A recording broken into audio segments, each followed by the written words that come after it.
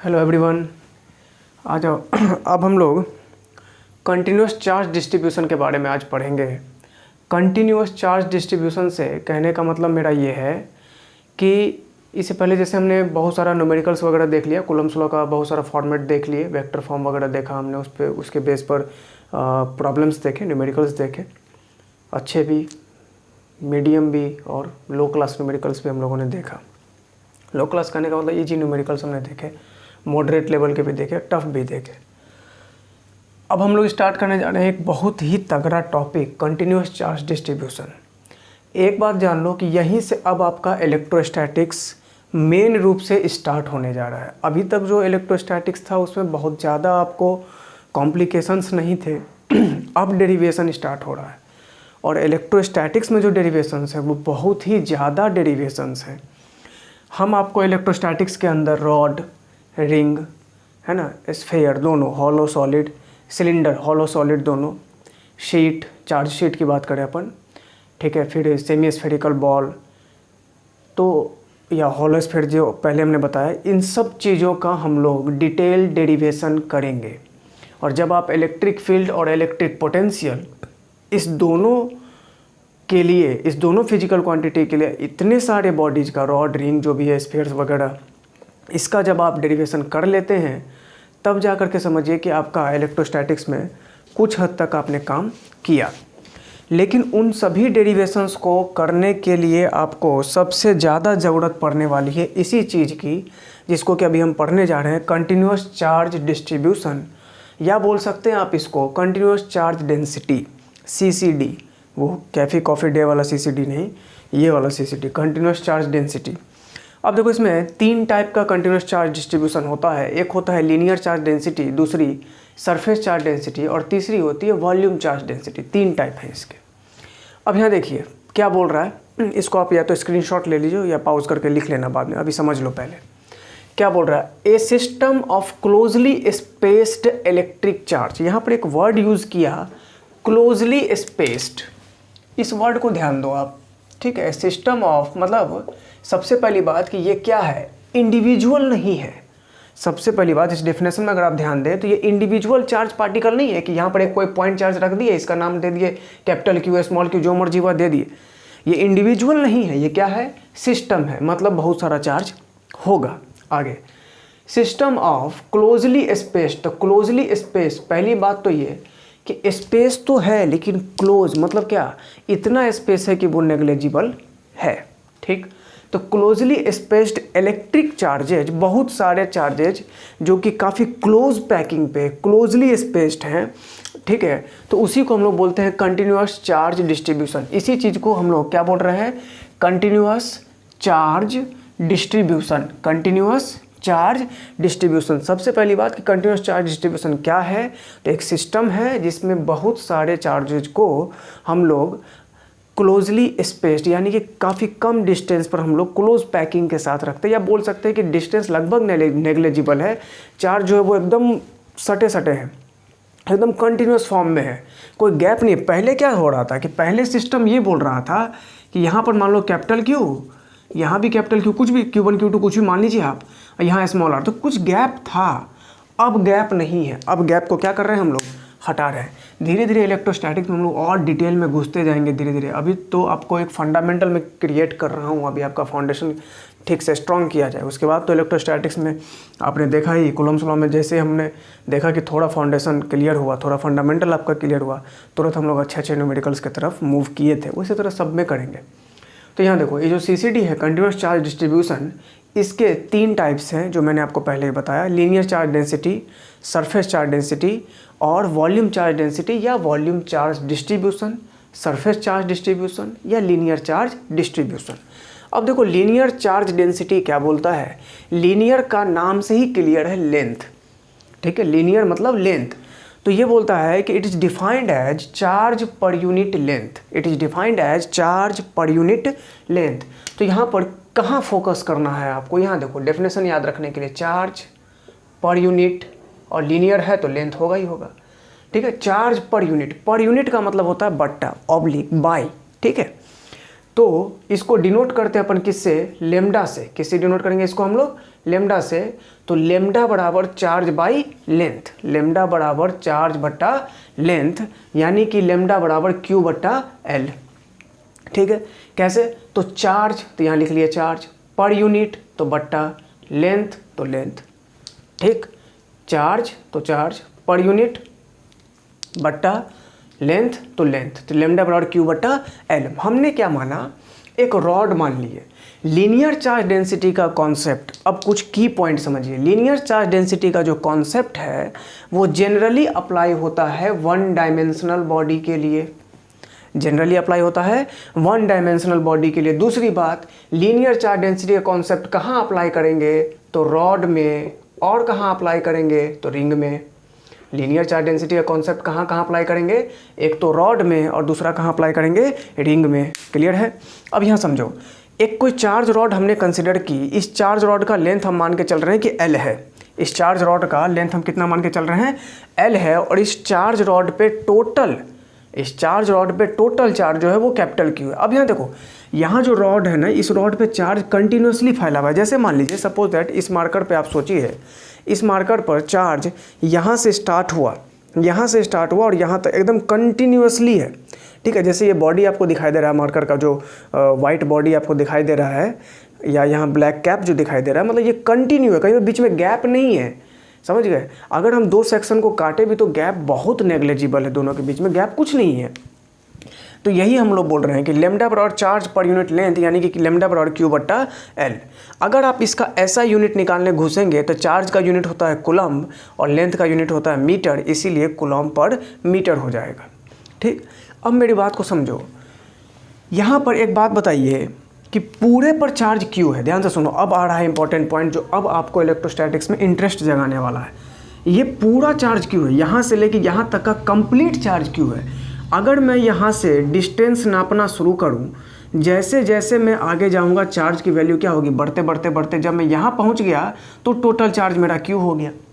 लेकिन अगर जब मैं यहीं पर हूँ, अपन यहीं पर हैं, ठीक, अपन यहीं पर हैं, तो क्या टोटल चार्ज क्यू होगा, नहीं होगा। अगर यहीं पर है तो ये जो इतना पोर्शन का चार्ज है ये क्यू नहीं है, ये कम चार्ज है।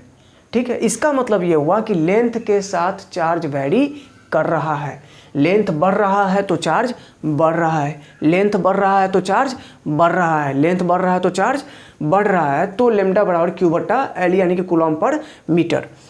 डिफरेंशियल फॉर्म में कैसे यूज करेंगे, सबसे पहली बात कि डिफरेंशियल फॉर्म का ज़रूरत पड़ा ही क्यों। तो अब समझो, डिफरेंशियल फॉर्म का ज़रूरत इसलिए पड़ा क्योंकि लेंथ के साथ चार्ज वैरी कर रहा था। लेंथ बढ़ते जा रहा है, चार्ज बढ़ रहा है, लेंथ छोटा चार्ज कम है। ठीक है, तो अगर कोई क्वांटिटी वेरिएबल है तो फिजिक्स में मैंने आपको बताया कि क्वांटिटी वेरिएबल रहे तो उसको कांस्टेंट करना चाहिए, और कांस्टेंट करने के लिए आपको ज़रूरत पड़ेगा डिफरेंशिएशन या इंटीग्रेशन का, और उसके लिए आपको ज़रूरत पड़ेगा डिफरेंशियल एलिमेंट का। ये काफ़ी रफ लैंग्वेज में मैं आपको समझा रहा हूँ। ठीक है, इसमें बहुत ज़्यादा डिटेल में घुसने की ज़रूरत नहीं है। बहुत सारे टीचर आपको बहुत कॉम्प्लिकेटेड वे में इसको बताते हैं, लेकिन मैं आपको ये बता रहा हूँ। बहुत सारे टीचर ये भी बोल सकते हैं कि ये कौन सा तरीका हुआ, लेकिन सारे न्यूमेरिकल्स पे आप गौर करके देखिए तो यही तरीका अप्लाई होता है घुमा फिरा के। ठीक है, इसको मैंने आपको स्टेप बाय स्टेप बता दिया। वेरिएबल होगा तो कांस्टेंट करना है, और कांस्टेंट करना है तो क्या करेंगे, उसके लिए आपको डिफरेंशिएशन या इंटीग्रेशन का सहारा लेना पड़ता है, मैथ के शरण में जाना पड़ता है, और उसके लिए आपको ज़रूरत पड़ेगा किसका, तो डिफरेंशियल एलिमेंट का। अब यहाँ देखो, इन डिफरेंशियल फॉर्म डिफरेंशियल एलिमेंट कैसे लें। डिफरेंशियल एलिमेंट का मतलब होता है एक छोटा सा टुकड़ा उठाना अपने को। मान लो यहाँ से x डिस्टेंस पर जाकर के एक dx थिकनेस का, x डिस्टेंस पर जाकर के एक dx थिकनेस का, dx लेंथ का एक छोटा सा सेक्शन हमने काट लिया ऐसा। ठीक, ये एक छोटा सा सेक्शन हमने काट लिया ऐसा। अब समझिए बात को, इसका लेंथ कितना है, तो dx है। अब छोटा सा एलिमेंट है तो इस पे चार्ज भी तो छोटा सा होगा। दूसरी बात, लेंथ आपने बहुत छोटा सा लिया, डिफरेंशियल फॉर्म में लेंथ लिए हैं तो चार्ज भी इस पर डिफरेंशियल फॉर्म में लीजिए, यानी कि आप dq ले लीजिए। एक छोटे से डिफरेंशियल एलिमेंट जिसका लेंथ आप dx बोल रहे हैं तो उस पर चार्ज भी तो डिफरेंशियल फॉर्म में होना चाहिए ना, छोटा सा होना चाहिए, तो dq ले लिया। अब मेरी बात को समझो, जब l लेंथ था तो आप चार्ज q लेकर के चल रहे थे। l लेंथ के लिए आप चार्ज q लेकर के चल रहे थे। अब ध्यान से समझिए, एल लेंथ था तो चार्ज क्यू लेकर के चल रहे थे। जब यूनिट लेंथ होगा तो चार्ज कितना हो जाएगा, क्यू बाई एल। अब लेंथ कितना है, dx है, तो dx लेंथ के लिए चार्ज कितना हो जाएगा, q बट्टा एल इंटू डी एक्स। जब लेंथ l था तो चार्ज q था, यूनिट लेंथ के लिए q बाई एल। एक एक नियम वाला आप पढ़े होंगे, q बाई एल 5-6 में, क्लास 5-6 में आपने पढ़ा होगा एक एक नियम वाला, जो आपने पढ़े होंगे कि 12 रुपये में 20 पेंसिल, तो 6 रुपये में कितने पेंसिल, 4 रुपये में कितने पेंसिल, तो इसको आप ऐसे सॉल्व करते होंगे क्लास 3, 4, 5 में से। तो उसी कॉन्सेप्ट को हम यूज़ कर रहे हैं, पुराने कॉन्सेप्ट को।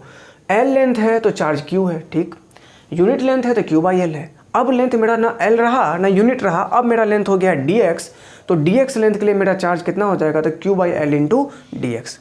ये फिलॉसफी, ये थ्योरी बोल रहा है कि charge q by L into D x होगा, ठीक है। ये जो हमने सॉल्व किया, तो सॉल्व करने पर हमको चार्ज आ रहा है q बटा एल इंटू डी एक्स।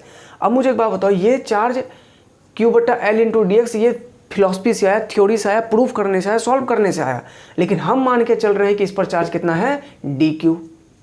तो ये दोनों चार्ज तो बराबर होना चाहिए, इसीलिए हमने यहाँ पर ऐसा लिखा, we consider charge on differential element is dq। हम इस छोटे से एलिमेंट पे चार्ज dq मान करके चल रहे थे, हमारे हिसाब से dq है और थ्योरी के हिसाब से q बट्टा एल इंटू डी एक्स है। तो यहाँ पर हो गया dq बराबर q बट्टा एल इंटू डी एक्स, और q बट्टा एल इसी को अपन क्या बोल रहे हैं, लेमडा, तो dq बराबर हो गया लेमडा इंटू डी एक्स। अब यहाँ देखो, अब मैंने एक और चीज़ आपको पढ़ाई है कि बराबर के दोनों साइड, इक्वल टू साइन के दोनों साइड अगर डिफरेंशियल एलिमेंट है तो आप क्या करेंगे, इंटीग्रेशन करना ही करना है। तो यहाँ देखो, यहाँ भी d, यहाँ भी d, दोनों d मिलके चिल्ला रहा है कि इंटीग्रेशन आ जाओ, तो यहाँ पर इंटीग्रेशन लग गया। जैसे आप इंटीग्रेट करते हैं, तो इंटीग्रेट करने का मतलब हुआ कि आप ऐड कर रहे हैं, जोड़ रहे हैं।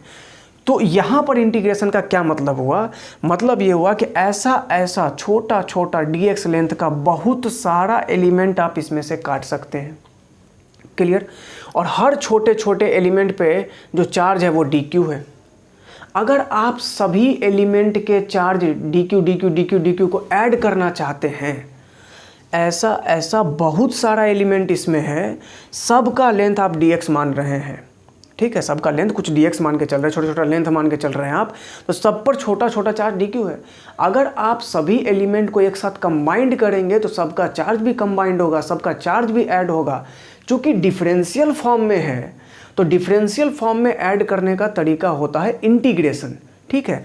तो इसीलिए हमने यहाँ पर इंटीग्रेशन को अप्लाई किया। जैसे आप इंटीग्रेशन अप्लाई किए तो इसका मतलब हुआ कि आप इस छोटे छोटे सभी एलिमेंट के चार्ज को ऐड कर दिए हैं और आप इस रॉड का नेट चार्ज फाइंड आउट करना चाहते हैं। इसीलिए मैंने यहाँ पर लिख दिया है कि इस कॉन्सेप्ट का यूज आप कहाँ करेंगे, जब आपको नेट चार्ज फाइंड आउट करना हो। दूसरी बात, तब यूज़ करना जब यहाँ पर लेंथ के साथ चार्ज क्या हो रहा हो, वेरी हो रहा हो, वेरिएबल हो, यानी कि जो लेमडा होना चाहिए वो कैसा होना चाहिए, x का फंक्शन होना चाहिए, डिस्टेंस का फंक्शन होना चाहिए। यहाँ पर लेमडा इंटू डी एक्स है, तो उस यहाँ पर आप तब यूज़ करेंगे जब लेमडा क्या हो, या तो कांस्टेंट हो या x का क्या हो, फंक्शन हो। दोनों ही कंडीशन में आप इस कंसेप्ट का इस्तेमाल कर सकते हैं, क्लियर। तो बाबू ये था आपको लीनियर चार्ज डेंसिटी का कॉन्सेप्ट। एज इट इज़ इसी तरह से आपको वॉल्यूम चार्ज डेंसिटी और सरफेस चार्ज डेंसिटी का भी कंसेप्ट अप्लाई करना है। एक को मैंने बढ़िया से प्रूफ करके आपको दिखाया, दूसरे को भी मैंने प्रूफ कर दिया है। इसको भी आप ध्यान से देखेंगे, अभी समझाएंगे तो क्लियर हो जाएगा। अब देखो सरफेस चार्ज डेंसिटी, ये जो सरफेस चार्ज डेंसिटी है, सरफेस का मतलब ही हो गया सरफेस एरिया, यानी कि यहाँ जो सरफेस चार्ज डेंसिटी है उसका रिलेशन किससे है, एरिया से है। इसलिए सरफेस चार्ज डेंसिटी का जो डेफिनेशन होता है वो ये बोलता है कि it is defined as the charge per unit area. तो अब इसमें क्या करना है, इसमें आपको चार्ज को घेर लो, पर यूनिट समझ में आ ही रहा है, एरिया घेर लो। फोकस कहाँ रखना है, चार्ज पर और एरिया पर। किससे डिनोट करते हैं भैया, सिग्मा से। तो सिग्मा बराबर चार्ज, तो चार्ज पर यूनिट तो बट्टा एरिया, तो एरिया। चार्ज कितना है Q, एरिया कितना है A, तो सिग्मा बराबर Q बट्टा A। अगर आप ऐसा यूनिट फाइंड आउट करने जाते हैं तो चार्ज का यूनिट कूलम और एरिया का यूनिट मीटर स्क्वायर, तो कूलम पर मीटर स्क्वायर। अब यहाँ समझो कि यहाँ चार्ज को हमने Q और एरिया को A, तो आप लिख सकते हैं, कोई नॉर्मल बात है, कोई बड़ी बात नहीं है। लेकिन अब इस सरफेस चार्ज डेंसिटी का कॉन्सेप्ट कहाँ कहाँ यूज होता है। जिस तरह से लीनियर चार्ज डेंसिटी का कॉन्सेप्ट आपको वन डायमेंशनल बॉडी के लिए यूज़ होता था, वैसे ही सरफेस चार्ज डेंसिटी का कॉन्सेप्ट आपको टू डायमेंशनल बॉडी के लिए यूज होगा, ठीक। नेक्स्ट, साथ में लीनियर चार्ज डेंसिटी का कॉन्सेप्ट आप अप्लाई करते थे रॉड के लिए और रिंग के लिए, आप सरफेस चार्ज डेंसिटी का कॉन्सेप्ट अप्लाई करेंगे शीट के लिए, चार्ज शीट के लिए, प्लेन के लिए। आया बात समझ में? इन सब चीज़ों के लिए आप सरफेस चार्ज डेंसिटी या हॉलो स्फीयर के लिए भी सरफेस चार्ज डेंसिटी का कॉन्सेप्ट हम लोग अप्लाई करके आपको दिखाएंगे। उसको भी सिग्मा के टर्म में हम लोग कन्वर्ट कर सकते हैं। समझ गए ना? क्यों? क्योंकि उसमें अंदर तो कुछ मटेरियल है नहीं। आया बात समझ में? अगर आप उसमें से सेक्शन काटेंगे तो शीट निकाल सकते हैं। तो इसीलिए वहाँ पर सरफेस चार्ज डेंसिटी का कॉन्सेप्ट वहाँ पर भी हम उसको यूज़ करके आपको दिखाएंगे। तो सिग्मा बराबर Q बाई A, ठीक है। तो यहाँ पर हमने जिस तरह से लीनियर चार्ज डेंसिटी के कॉन्सेप्ट को समझाने के लिए मैंने चार्ज रॉड का यूज़ किया, उसी तरह मैं यहाँ पर चार्ज शीट लिया। चार्ज शीट लेने के बाद अब यहाँ समझो, ये एक चार्ज शीट है। इसमें क्या हुआ कि पूरे पर चार्ज क्या हुआ है, फैला हुआ है। जैसे प्लेट होता है, जो खाने वाला प्लेट है, उसी को मान लीजिए आपको चार्ज शीट है। और चार्ज शीट आप जैसे बोल देते हैं, इसका मतलब उस पर चार्ज क्या हुआ है, फैल चुका है। तो पूरे पर चार्ज फैल चुका है, प्लस प्लस प्लस प्लस, इस तरह से हमने पूरे चार्ज को दिखा दिया। ये शीट का सेंटर है, रेडियस कैपिटल R और टोटल चार्ज इस पर कैपिटल Q है। अब समझिए बात को, हमने क्या किया, इस शीट में से शीट के सेंटर से R डिस्टेंस पर जाकर के, शीट के सेंटर से R डिस्टेंस पर, स्मॉल r डिस्टेंस पर जाकर के dr थिकनेस का, छोटे से थिकनेस का, एकदम बहुत माइनर थिकनेस का एक छोटा सा एलिमेंट काट लिए। अब सोचो कि इसको, जैसे ये पूरा शीट है, इस पूरे शीट में R डिस्टेंस पर गए और इधर से ये dr थिकनेस, फिर dr थिकनेस एक्स्ट्रा ले लिए और एक और सर्किल ले लिए। एक सर्किल R पर, फिर एक सर्किल R प्लस dr पे, एक सर्किल R पर और दूसरा सर्किल R प्लस dr, तो थिकनेस dr हो गया। इसको लेकर के सिर्फ ये ब्लैक वाला जो आपको दिखाई दे रहा है पोर्शन, इस ब्लैक वाले पोर्शन को हम काट के निकालेंगे तो अंदर तो खाली रहेगा, है कि नहीं? जब आप इस शीट में से डिफरेंशियल एलिमेंट को काट के बाहर निकाले तो ये एक तरह से रिंग निकला। कैसे रिंग निकला? क्योंकि बीच में कोई कुछ है नहीं, मैटर है ही नहीं, बीच में चार्ज है ही नहीं, बीच में से खाली है। तो ये क्या है, एक रिंग बाहर आया। अब सोचो, इस रिंग को कहीं से भी आप, कोई सॉलिड रिंग होता है, मान लीजिए जो फिंगर वगैरह में पहनते हैं, उसी रिंग को आप मान लीजिए, उसको आप कहीं से बीच में से तोड़ दीजिए, तोड़ के ऐसे सीधा करिएगा तो रॉड के जैसा दिखेगा। तो यहाँ चार्ज शीट से काट के निकाले तो निकला रिंग। और रिंग को जब मान लो यहाँ बीच में से ऐसे खोल दिए और खोल करके ऐसे फैला दिए तो ये बन गया रॉड। आड़ा समझ में? तो इस रॉड का जो थिकनेस है वो dr है। रिंग था, रिंग का रेडियस r, तो पूरा जो पेरीमीटर होगा, जो सरकमफेरेंस होगा, वो कितना हो जाएगा, 2 पाई r। आड़ा समझ में? चूंकि एक छोटा सा डिफरेंशियल एलिमेंट था, एक छोटा सा एलिमेंट था, तो हमने इस पर एक छोटा सा चार्ज कंसीडर किया dq, मान सकते हैं। अब ये रॉड के जैसा है, एक रेक्टेंगुलर रॉड दिख रहा है आपको। अगर इसका एरिया कोई बोलेगा निकालने तो रेक्टेंगुलर रॉड का एरिया क्या हो जाएगा, लेंथ इंटू विड्थ, तो 2 पाई r इंटू dr। और चूंकि ये छोटा सा डिफरेंशियल एलिमेंट है, चूंकि ये एक डिफरेंशियल एलिमेंट है जिस पे चार्ज dq है, छोटा सा चार्ज dq है, तो इसका एरिया भी छोटा होगा। और सब डिफरेंशियल फॉर्म में है, इसीलिए एरिया को भी डिफरेंशियल फॉर्म में लिए और इसको लिख दिए dA बराबर 2 पाई r dr। क्लियर हुआ?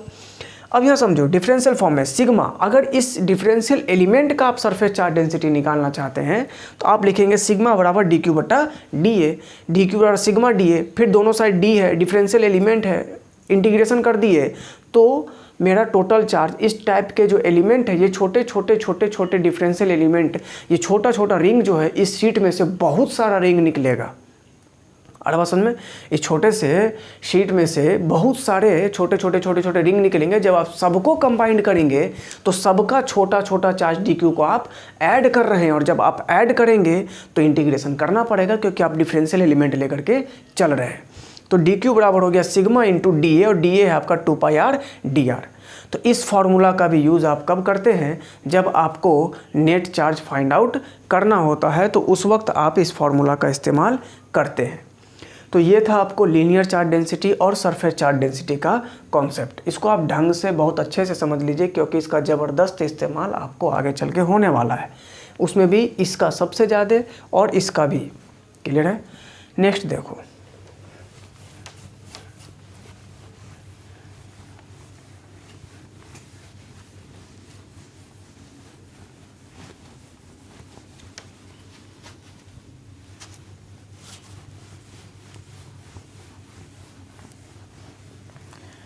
नेक्स्ट जो है वो है आपका वॉल्यूम चार्ज डेंसिटी।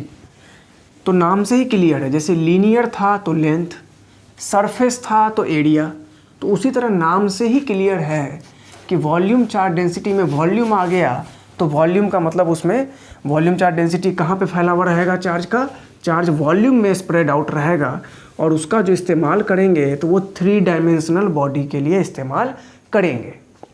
ठीक है, यहाँ आइए, तीसरा वॉल्यूम चार्ज डेंसिटी।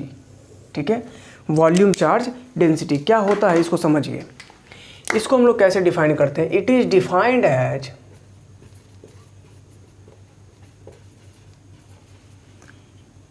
चार्ज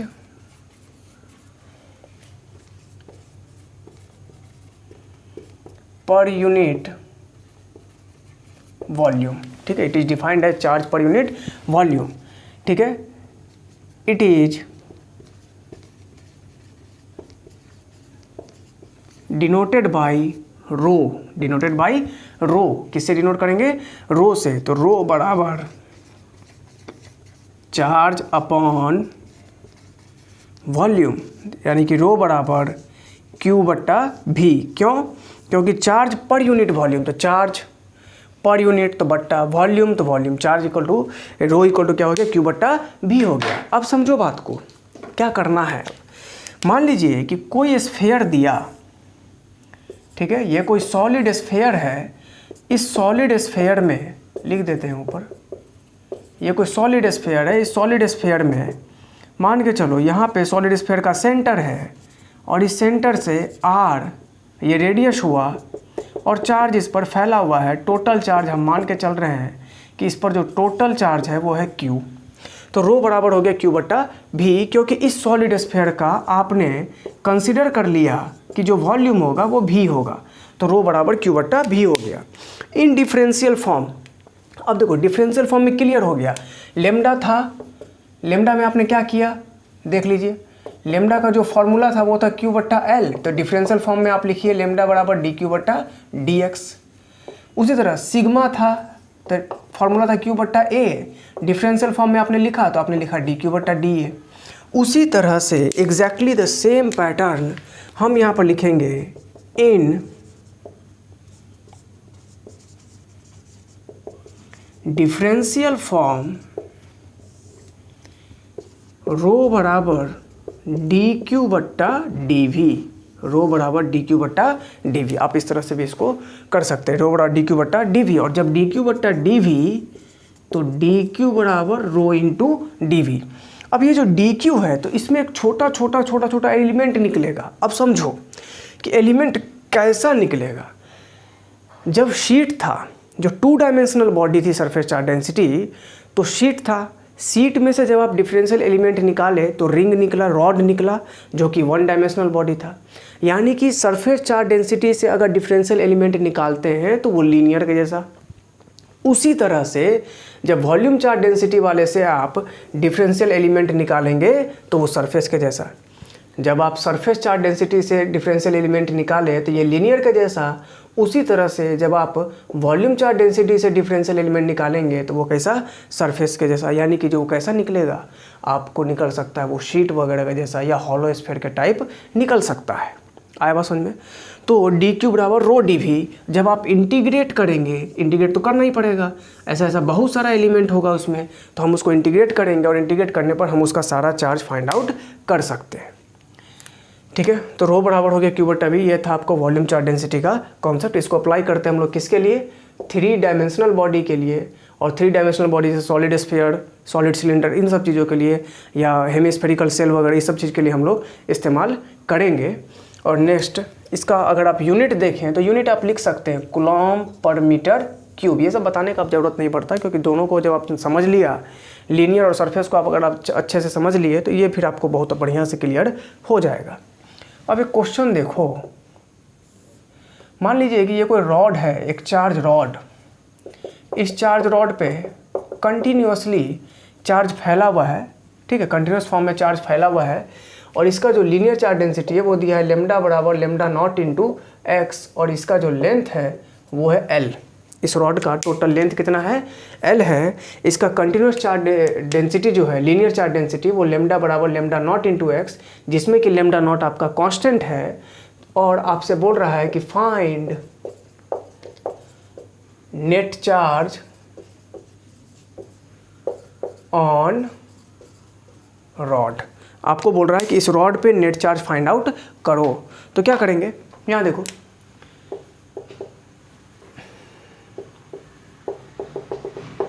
यहाँ देखिए, ये मान लो कोई रॉड था, यही रॉड है, ठीक। इस रॉड पे इस तरह से कंटिन्यूसली चार्ज फैला हुआ, एकदम लगातार नॉन स्टॉप चार्ज फैला है। अपन क्या करेंगे, यहाँ पर एक छोटा सा पॉइंट लेकर के हमने एक्स डिस्टेंस पर जाकर के एक छोटा सा एलिमेंट हम काट लिए, और उस एलिमेंट पर हम बोल रहे हैं कि इस एलिमेंट का जो थिकनेस है, जो लेंथ है, वो dx है, और इस छोटे से डिफरेंशियल एलिमेंट पर हम मान के चल रहे हैं कि चार्ज कितना है, dq है, ठीक है। अब ज़रा सोचो कि इस पर चार्ज, इस छोटे से डिफरेंशियल एलिमेंट पर चार्ज dq है, तो इसका जो लीनियर चार्ज डेंसिटी होगा वो हो जाएगा लेमडा बराबर dq बटा dx, यानी कि dq बराबर लेमडा इंटू dx, ऐसा हो जाएगा, ठीक। ऐसा एलिमेंट इसमें बहुत सारा है, ऐसा छोटा छोटा एलिमेंट इसमें बहुत सारा है। आपको अगर नेट चार्ज निकालना है, टोटल चार्ज निकालना है, तो इन सभी एलिमेंट्स के टोटल चार्ज को आपको कैलकुलेट करके ऐड करना पड़ेगा। उसके लिए आपको इंटीग्रेशन करना पड़ेगा। तो यहाँ पर हम इंटीग्रेशन का साइन लगा दिए, ठीक है। तो यहाँ पे इंटीग्रेशन dq बराबर lambda naught into x D x, ऐसा लिख ली, क्योंकि लेमडा की वैल्यू आपको क्वेश्चन में गिवन है, लेमडा नॉट इंटू एक्स। अब यहाँ देखो लेंथ कैसे वैरी कर रहा है, जब अपन यहाँ है तो अभी इस रॉड का कोई लेंथ नहीं है, 0, क्योंकि ये इंटीग्रेशन डिस्टेंस के साथ है और इधर वाला इंटीग्रेशन जो है वो चार्ज के साथ है। जब लेंथ 0 तो चार्ज भी 0, और जब लेंथ बढ़ के हो गया L तो चार्ज हम मान के चल रहे हैं कि बढ़ के हो गया कितना, कैपिटल Q। ऐसा मान लो charge find out, net charge find out करना है तो मान के चलो Q फाइंड आउट करने के लिए बोल रहा है, और क्या है। तो dq, जिस तरह से आप जानते हैं कि dx का इंटीग्रेशन x होता है, वैसे ही आपका dq का इंटीग्रेशन भी q हो जाएगा। लिमिट 0 से लेकर capital Q, lambda not as a constant बाहर, इंटीग्रेशन फंस जाएगा अंदर x का, x dx 0 से लेके l, ऐसा फंसा। अब यहाँ देखो upper limit lower limit put कर लेते हैं, q minus 0 equal to lambda not, x का इंटीग्रेशन कितना हो जाएगा, x स्क्वायर बाई 2, 0 से लेकर कैपिटल L। यहाँ पर आप सॉल्व करके q बराबर lambda naught L square by 2, ये हो जाएगा आपको। ये कैसे हो गया, x के जगह पर अपर लिमिट पुट करो तो x स्क्वायर बाई 2 की जगह L स्क्वायर बाई 2 माइनस 0, कोई फर्क पड़ेगा नहीं, तो lambda naught L square by 2, ये आपको आंसर हो जाएगा। तो इस तरह से हमने ये देखा कि अगर किसी चार्ज पर लेमडा आपका x का फंक्शन है, यहाँ देख रहे हो मैंने आपको बताया अभी लीनियर चार्ज डेंसिटी कॉन्सेप्ट में कि जब नेट चार्ज फाइंड आउट करना हो तो लेमडा x का फंक्शन हो या कांस्टेंट रहे तब भी काम चलेगा। तो यहाँ पे लेमडा जो है सो x का फंक्शन था, तो इस तरह से हमने इसको सॉल्व किया। अब इसी टाइप का एक और क्वेश्चन हम लोग देख लेते हैं, यहाँ देखिए ध्यान से।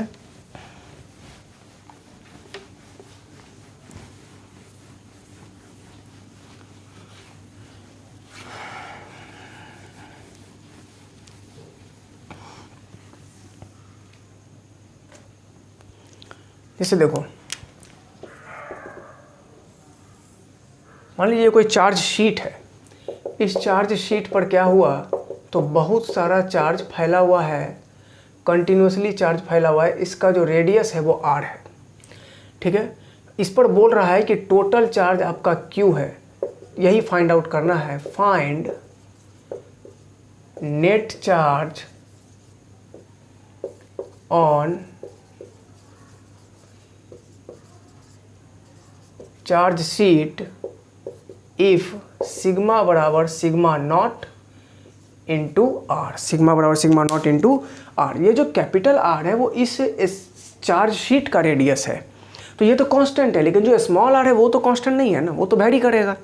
तो अब यहाँ देखो इसके लिए भी हमने अभी जस्ट पढ़ा था, अपन क्या करेंगे, एक छोटा सा इसमें से एलिमेंट काट लेंगे, और एलिमेंट काटने के बाद हमने इस तरह से किया था अभी, जैसे मान लो कि ये कोई चार्ज शीट था, तो अपन यहाँ सेंटर से r डिस्टेंस पर एक सेक्शन कट किए, फिर dr थिकनेस का एक और सेक्शन कट कर लिए, है ना, चार्ज तो पूरा फैला हुआ था। अब इस सेक्शन को काट करके क्या कर रहे थे हम लोग, ऐसे बाहर निकाले थे।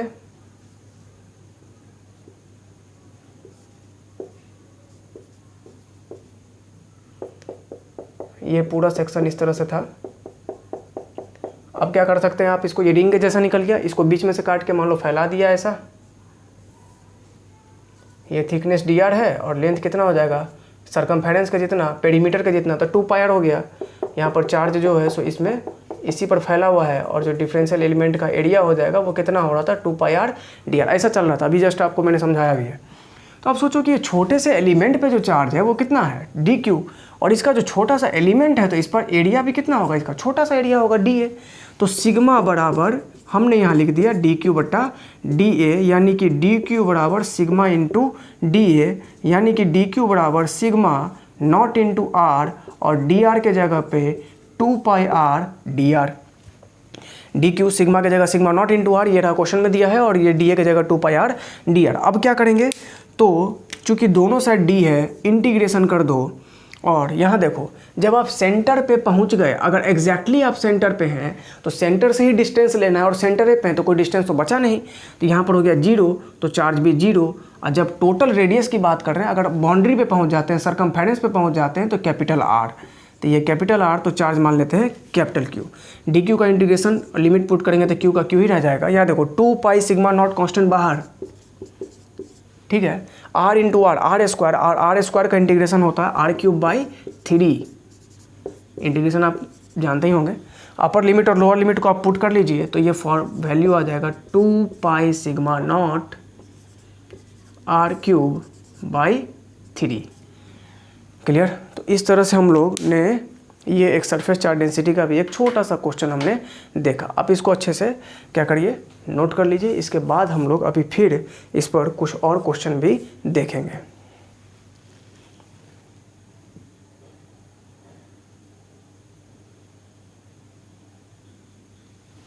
चलिए अब कुछ और क्वेश्चन हम लोग देखते हैं इसमें। यहाँ देखिए क्या बोल रहा है, एक easy question, board level question आपको दे रहे हैं ये वाला। ये भी ऑलमोस्ट बोर्ड लेवल ही क्वेश्चन है, लेकिन इससे पहले वाला जो 2 क्वेश्चन हमने किया वो दोनों क्वेश्चन आपको नीट लेवल का था। फिर जेईई मेन और जेईई एडवांस लेवल पर भी हम लोग जाएंगे।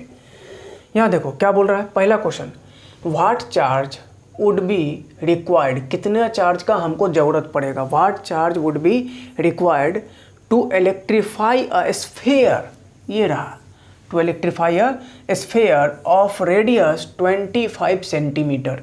यानी कि इस क्वेश्चन में आपको बोल रहा है, इस प्रॉब्लम में मान लो कि ये कोई स्फीयर है, इस स्फीयर का ये सेंटर हो गया, ये रेडियस हो गया 25 सेंटीमीटर, 25 सेंटीमीटर, सो एज, ताकि to get a surface charge density, surface charge density यानी कि सिग्मा। कभी कभी क्वेश्चन में आपको सरफेस चार्ज डेंसिटी नहीं लिख करके सिग्मा लिख देगा, तो आपको क्या करना, आप कैसे पकड़ें वो सरफेस चार्ज डेंसिटी है कि नहीं है सिग्मा, तो यूनिट से पकड़े, कूलम पर मीटर स्क्वायर लिखा मतलब सरफेस चार्ज डेंसिटी है। तो सिग्मा बराबर यहाँ पर आपको दे रखा है 3/π। अब यहाँ देखो क्या होता है, तो सिग्मा बराबर होता है Q/A। वेरी तो कुछ करने ना, वेरिएबल कोई क्वांटिटी दिख नहीं रही, सब कांस्टेंट दिख रहा है। चार्ज हमको फाइंड आउट करना है तो Q, स्फीयर का एरिया कितना, 4πr², ठीक है। सिग्मा की वैल्यू कितनी, 3/π इक्वल टू Q/4π। R जो है वो आपका 25 सेंटीमीटर है, तो आप इसको ऐसा लिख सकते हैं 25 × 10⁻² इसका स्क्वायर, क्योंकि सेंटीमीटर को आपको मीटर में कन्वर्ट करना पड़ेगा। ये पाई और ये पाई कैंसिल आउट हो जाएगा, इसको क्रॉस मल्टीप्लाई कर दो, सबको क्रॉस मल्टीप्लाई कर दो, कोई दिक्कत नहीं है। तो ये हो गया Q बराबर 3 × 4, ठीक है, इंटू 25 का स्क्वायर जो होगा वो हो जाएगा कितना, 625, ठीक है। 25 का जो स्क्वायर हो जाएगा वो हो जाएगा 625 इंटू 10⁻² का स्क्वायर हो जाएगा 10⁻4। अब इसको क्या कर लीजिए, आप कैलकुलेट कर लीजिए। अगर आप कैलकुलेट करेंगे तो कैलकुलेट करके जो भी वैल्यू आए आप उसको फाइंड आउट कर सकते हैं, कोई दिक्कत है नहीं। अप्रॉक्स इसकी वैल्यू जो है वो 0.75 कूलम लगभग आना चाहिए, ठीक है ना। आप इसको जब फाइंड आउट करेंगे तो Q बराबर 0.75 0.75 कूलम, ये आना चाहिए, ये आ जाएगा आपको। कैलकुलेट करके देख लेना, ठीक है। क्वेश्चन नंबर 2,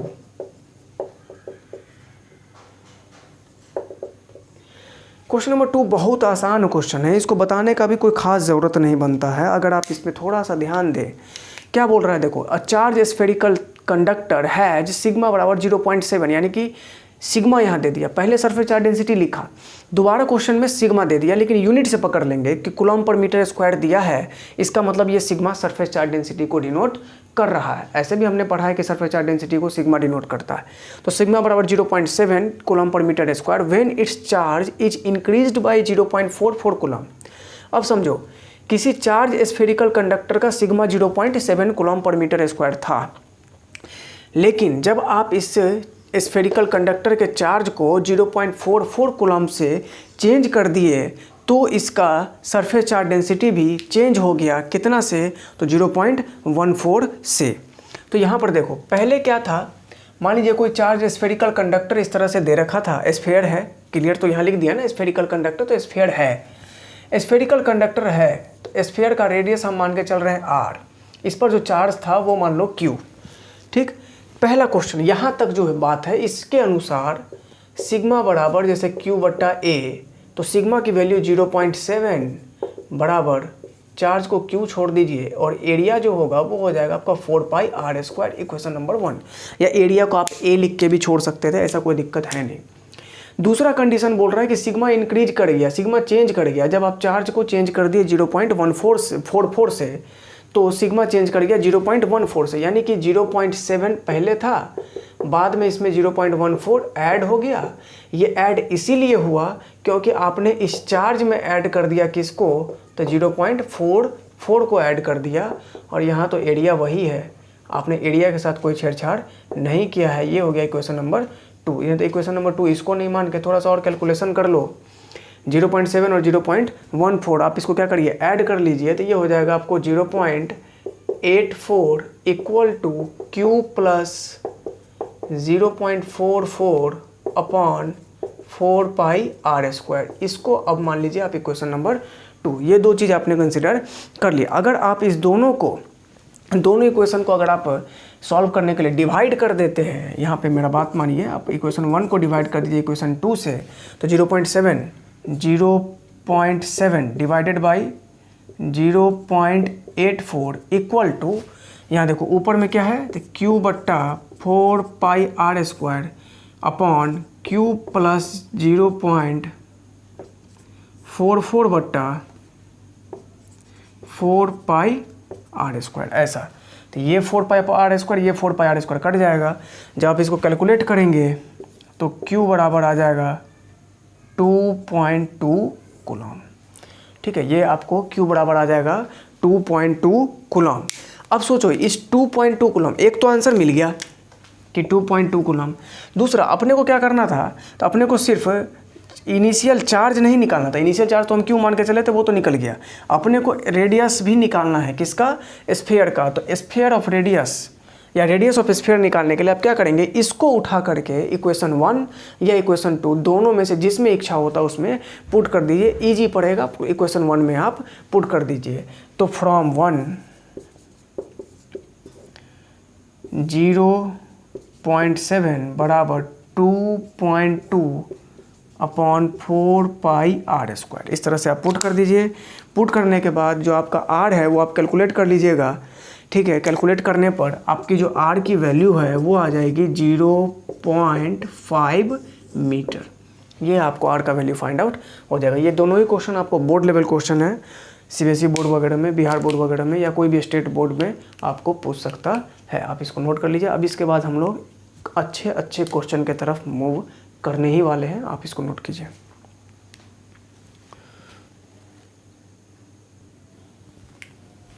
चलिए अब नया क्वेश्चन देखते हैं।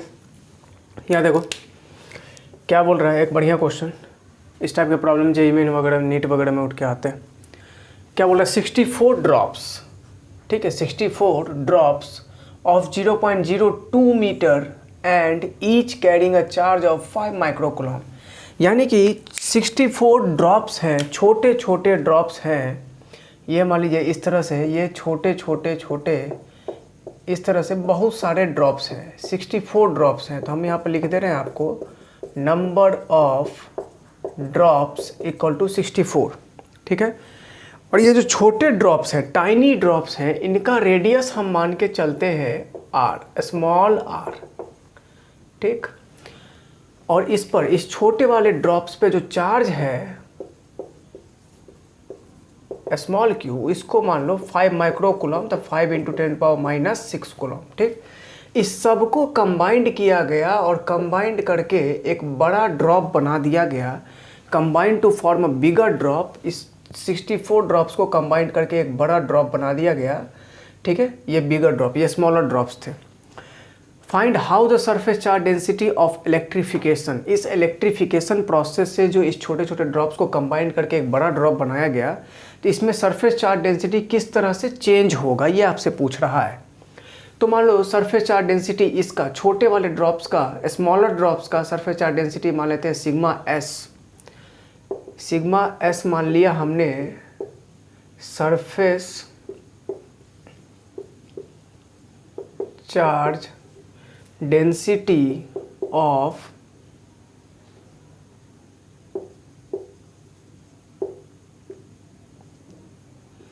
स्मॉलर ड्रॉप्स, और इसका रेडियस, ये जो बड़े वाला सबसे जो बिगर ड्रॉप बना 64 छोटे ड्रॉप्स को जोड़ के, इसका बड़े वाले का रेडियस कैपिटल आर मान लिए।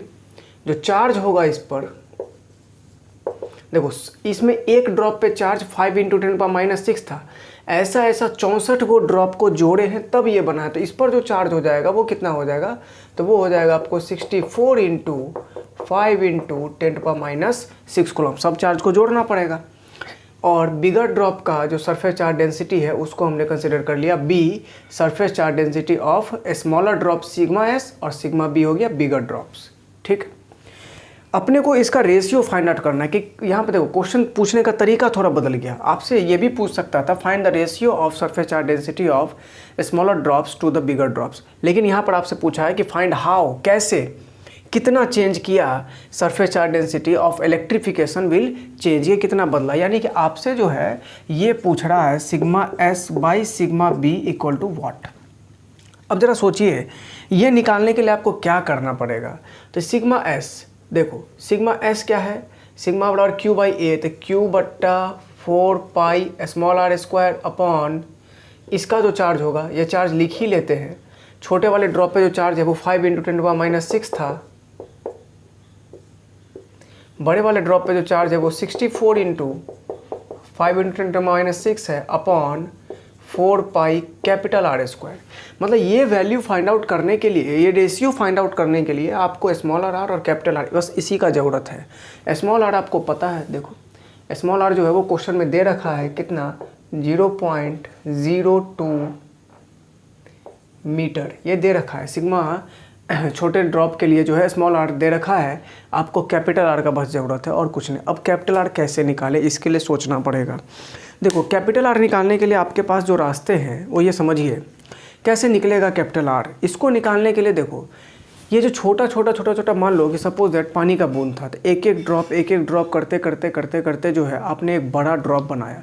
तो इस सब ड्रॉप का अब सोचो कि मान लो 10 ml पानी का सपोज दैट एक गिलास है, उसमें आपने ड्रॉप बाय ड्रॉप पानी निकाला तो 64 ड्रॉप्स निकले। तो इसका मतलब क्या हुआ कि जो 10 ml वॉल्यूम था उसी को आपने 64 ड्रॉप्स में कन्वर्ट कर दिया, यानी कि वॉल्यूम कांस्टेंट होना चाहिए, है ना। तो वॉल्यूम कांस्टेंट करते हैं अपन, आ जाओ।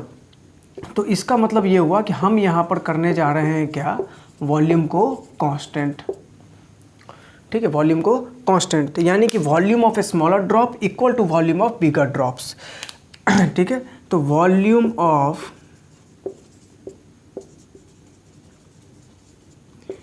Smaller drops equal to volume of bigger drop, ऐसा। अब स्मॉलर ड्रॉप्स कितने, 64। तो एक ड्रॉप का, छोटे वाले एक ड्रॉप का वॉल्यूम कितना है, 4/3 पाई स्मॉल आर क्यूब। तो स्मॉल आर की वैल्यू है 0.02 होल क्यूब। और ऐसे ऐसे कितने ड्रॉप्स हैं, तो 64 ड्रॉप्स हैं। ये सब जुड़ जाते हैं, 64 ड्रॉप्स कंबाइंड हो रहे हैं, तब एक बड़ा ड्रॉप फॉर्म हो रहा है जिसका वॉल्यूम है 4/3 पाई कैपिटल आर क्यूब, ये फॉर्म हो रहा है। अब इसमें क्या करिए आप, ये 4/3 पाई, ये 4/3 पाई, इसको आप क्या कर सकते हैं, कैंसिल आउट कर सकते हैं। यहाँ क्यूब है, इस क्यूब को जब आप यहाँ पर पुट करेंगे, इधर क्यूब रूट लेंगे तो r बराबर हो जाएगा 64 का क्यूब रूट आ जाएगा 4 इंटू 0.02, ये आ जाएगा आपको। क्लियर हुआ? तो ये हो जाएगा आपको, जब आप इसको कैलकुलेट करते हैं तो ये हो जाएगा 0.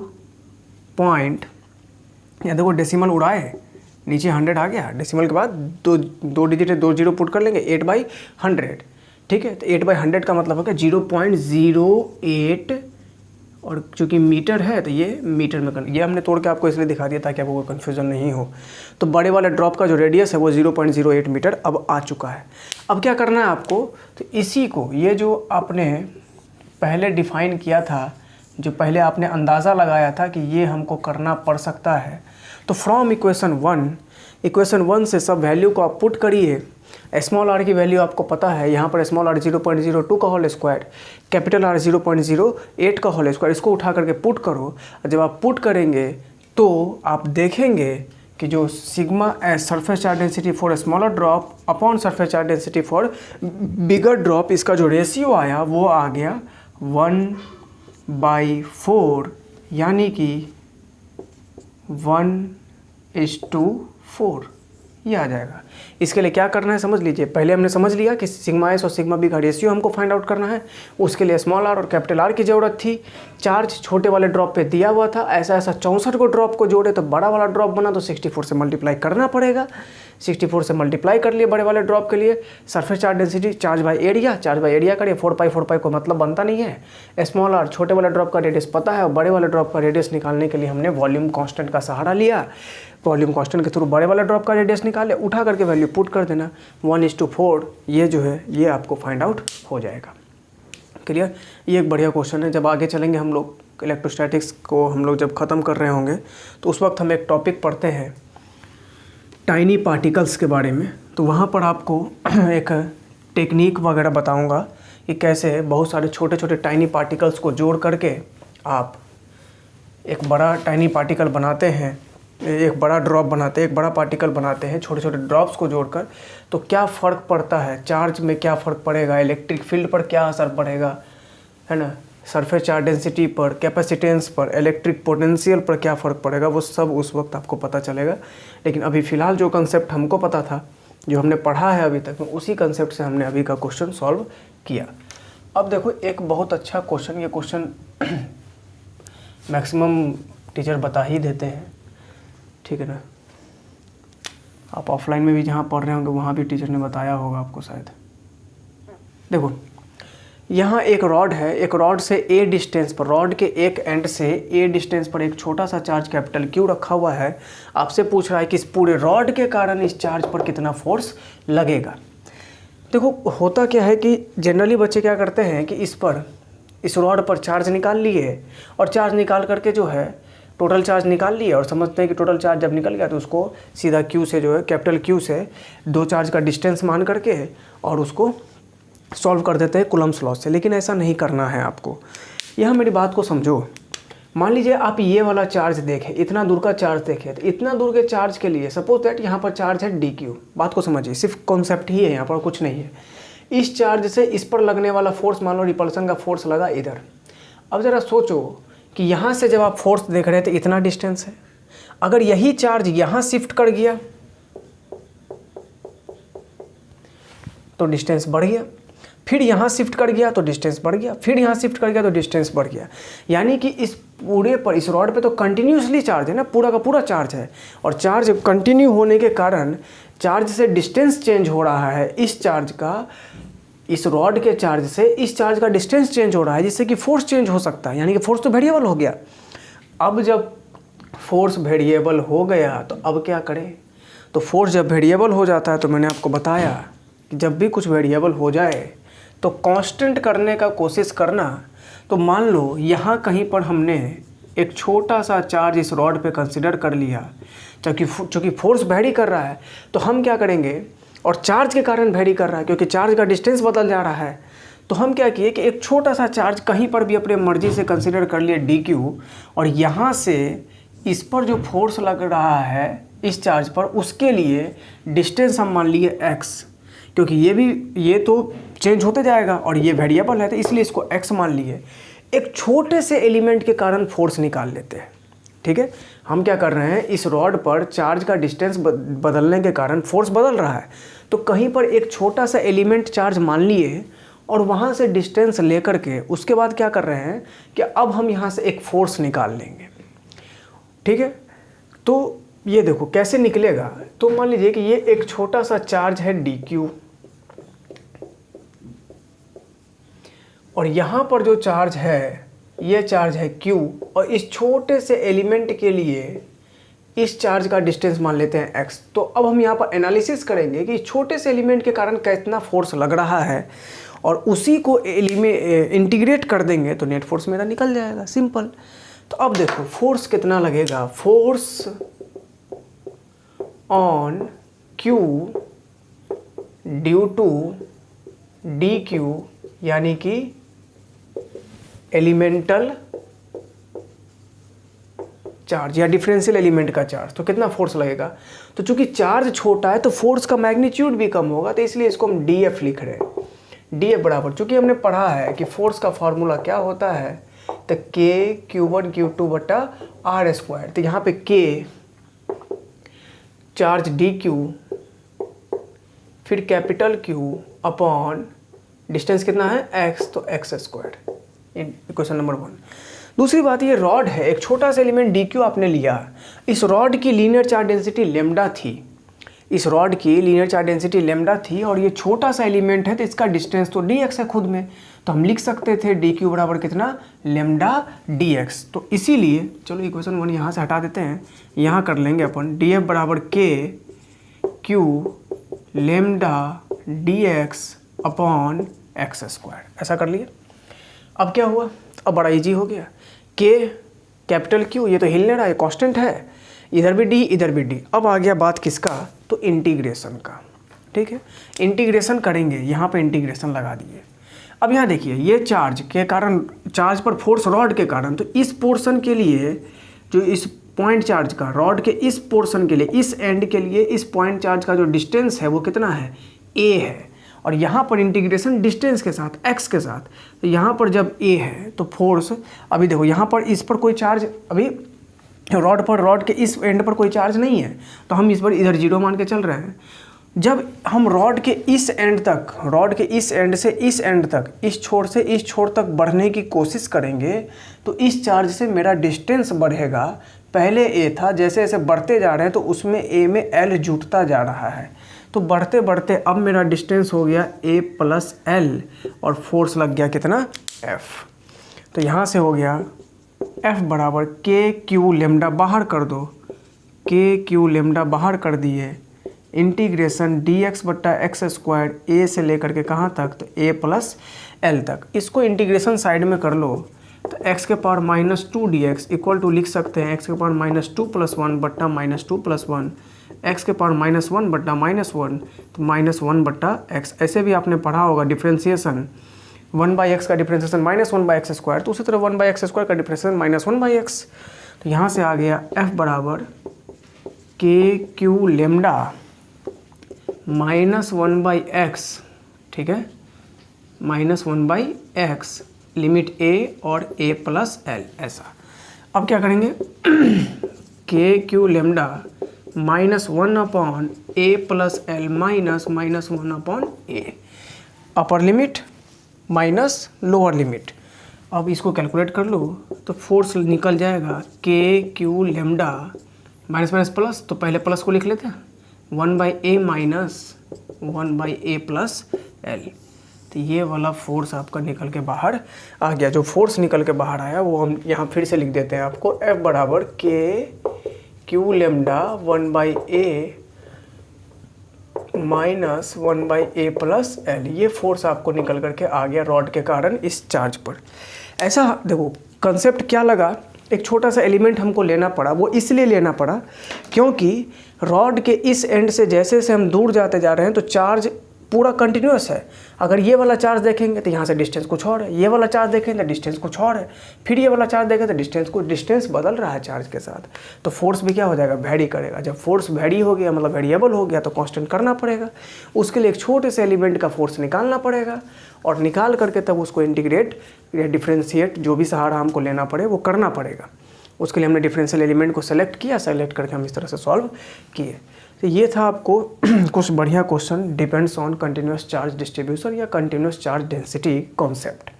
नेक्स्ट क्लास में हम लोग कुछ और क्वेश्चन जो है कूलम्ब्स लॉ से और इससे दोनों मिला करके रिलेट करके कुछ क्वेश्चन और हम लोग करेंगे और तब हम लोग धीरे धीरे अब चार्ज पार्टिकल का कूलम्ब्स लॉ में किस तरह से एसएचएम को वो लोग चार्ज पार्टिकल जो है एसएचएम मोशन को किस तरह से शो करता है, कैसे ग्राफ क्रिएट करता है, वो सब चीज़ हम लोग नेक्स्ट क्लास से अब धीरे धीरे उसमें इंटर करना शुरू करेंगे। वीडियो को आप पूरा लास्ट तक देखा करें और अगर आपको लगता है कि कंटेंट अच्छा है, एक बार जान लीजिए हमारे चैनल पे आपको एकदम एक एक लेक्चर मिलेगा, धीरे धीरे करके सारा लेक्चर अपलोड हो जाएगा कंप्लीट एकदम। और इतना रहेगा कि अगर आप पूरे लेक्चर्स को ढंग से पढ़ लेते हैं तो आराम से आप JEE, NEET, board, even advance तक की मैं श्योरिटी आपको देता हूँ, वो आसानी से आप क्वालिफाई कर सकते हैं। क्योंकि बहुत सारा क्वेश्चन हम लोग डिस्कस करेंगे लो लेवल, बोर्ड लेवल से लेकर नीट, जेईई मेन और एडवांस लेवल तक, और वैरायटी भी दिखाएंगे, पैसेज भी, मैचिंग भी, सब टाइप का। तो इसीलिए वीडियोस वगैरह को लास्ट तक देखो। अगर पसंद आता है तो अपने फ्रेंड्स ग्रुप में शेयर ज़रूर किया कीजिए, ठीक है, ताकि उनको भी फ़ायदा हो और रिजल्ट ओरिएंटेड काम हो सके, ठीक है। तो मिलते हैं हम लोग नेक्स्ट लेक्चर में कुछ एसएचएम वगैरह का बढ़िया कॉन्सेप्ट और बढ़िया न्यूमेरिकल के साथ। Thank you.